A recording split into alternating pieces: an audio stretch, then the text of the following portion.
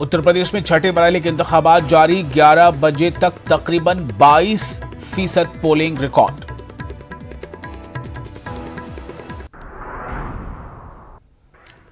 Kyiv समेत Ukraine के दीगर शहरों में रूसी फिजाइया की बमबारी जारी।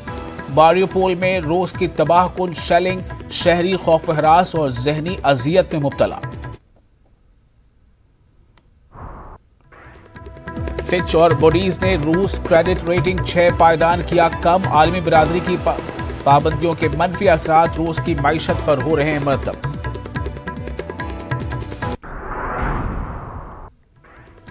पेरिस के ग्रेयोन म्यूजियम से व्लादिमीर पुतिन का मोमी मुजस्मा हटाया गया। इसे आमिर के लिए म्यूजियम में जगह नहीं, ये बताया गया। यूक्रेन पर रूस के हमले के दरमियान क्वाड लीडरों की वर्चुअल मीटिंग आज। मोदी, बाइडेन, मॉरिसन और जापान के वजीर आजम होंगे इजलास में शामिल।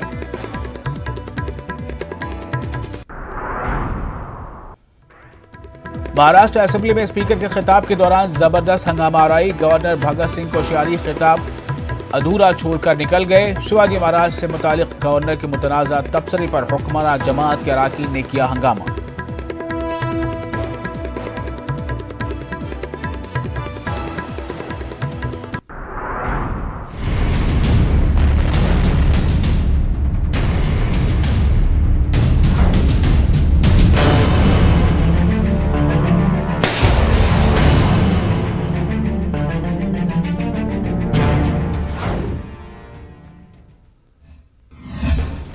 और इस वक्त रूस यूक्रेन वॉर से मुतालिक एक अहम खबर, यूक्रेन पर रूसी हमले का शाखसाना। सरमाई ओलंपिक में रूस के एथलेटिक्स नहीं लेंगे हिस्सा। सरमाई ओलंपिक में रूस के एथलीट्स नहीं होंगे शामिल। इंटरनेशनल ओलंपिक्स कमेटी ने लगाई है पाबंदी। बेलारूस के एथलीट पर भी आईपीसी ने पाबंदी लगाई। तो ये जिस तरह से रूस और यूक्रेन के बीच एक जंग का सिलसिला जारी है, इस बीच ये अहम खबर, यूक्रेन पर रूसी हमले का ये शाखसाना। सरमाई ओलंपिक में रूस के एथलीट्स नहीं लेंगे हिस्सा। इंटरनेशनल ओलंपिक्स कमेटी ने लगाई पाबंदी। इंटरनेशनल ओलंपिक्स कमेटी ने पाबंदी लगा दी है और इस वजह से सरमाई ओलंपिक में रूस के एथलीट्स हिस्सा नहीं ले सकेंगे। बेलारूस के एथलीट पर भी आईपीसी ने पाबंदी लगाई है, यानी इंटरनेशनल ओलंपिक्स कमेटी की पाबंदी बेलारूस के एथलीट्स पर भी होगी। तो ये एक अहम खबर है। सरमाई ओलंपिक में रूस के एथलीट्स शामिल नहीं हो सकेंगे। इंटरनेशनल ओलंपिक्स कमेटी ने पाबंदी आयद की है उनकी शमूलियत पर, और ये सब कुछ यूक्रेन पर हो रही रूसी हमले के तनाजुर में ये बातें सामने आ रही।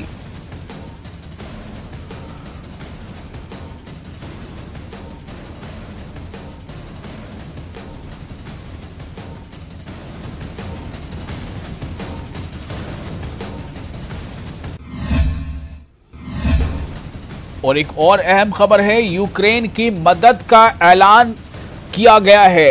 रूस के खिलाफ यूक्रेन की मदद का जर्मनी ने ऐलान किया है। जर्मनी यूक्रेन की मदद करेगा और ये उस तनाजुर में है कि रूस लगातार यूक्रेन पर जिस तरह बमबारी कर रहा है, शेलिंग कर रहा है, मिसाइलों से हमले कर रहा है और कई शहरों को उसने बिल्कुल खंडर में तब्दील कर दिया है। इस बीच ये खबर आ रही है कि यूक्रेन की मदद का ऐलान किया है जर्मनी ने। जर्मनी ने मजीद 2700 एंटी एयर मिसाइल भेजने का ऐलान किया है।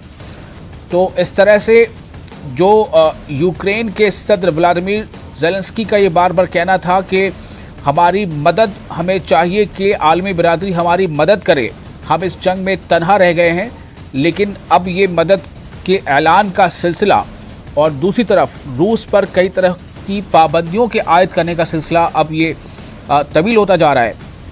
जर्मनी ने मजीद 2700 एंटी एयर मिसाइल यूक्रेन भेजने का ऐलान किया है और रूस के खिलाफ जो यूक्रेन की फौज लड़ रही है उसमें मदद का ऐलान जर्मनी की तरफ से ये इस वक्त सामने आया है।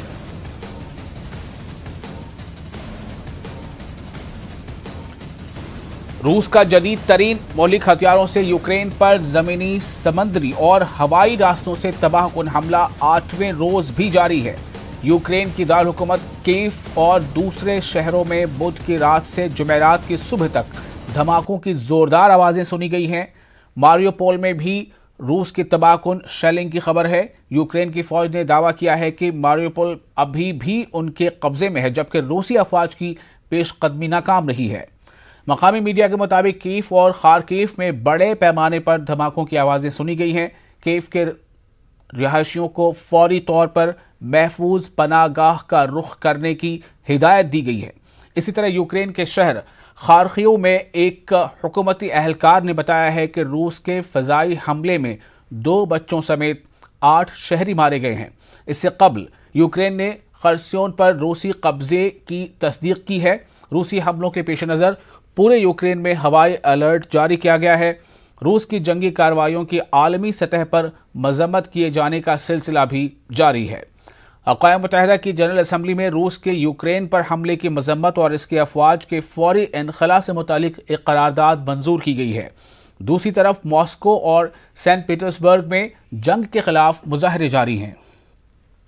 पुतिन के सबसे बड़े नाक़िद अलेक्सी डियोलनी की अपील के बाद यूक्रेन हमले के खिलाफ रूसी अवाम सड़कों पर उतर आई है। हालांकि रूस में हुक्काम की तरफ से नाक़िदीन के खिलाफ क्रैकडाउन किया जा रहा है। इस दौरान जंगी इक़दामात के तनाजुर में दुनिया भर में पुतिन के खिलाफ नाराजगी में इजाफा हो रहा है। पेरिस के ग्रियोन म्यूजियम से व्लादिमीर पुतिन का मोम का मुजस्समा हटा दिया गया है। म्यूजियम इंतजामिया का कहना है कि किसी आमिर के लिए म्यूजियम में जगह नहीं हो सकती।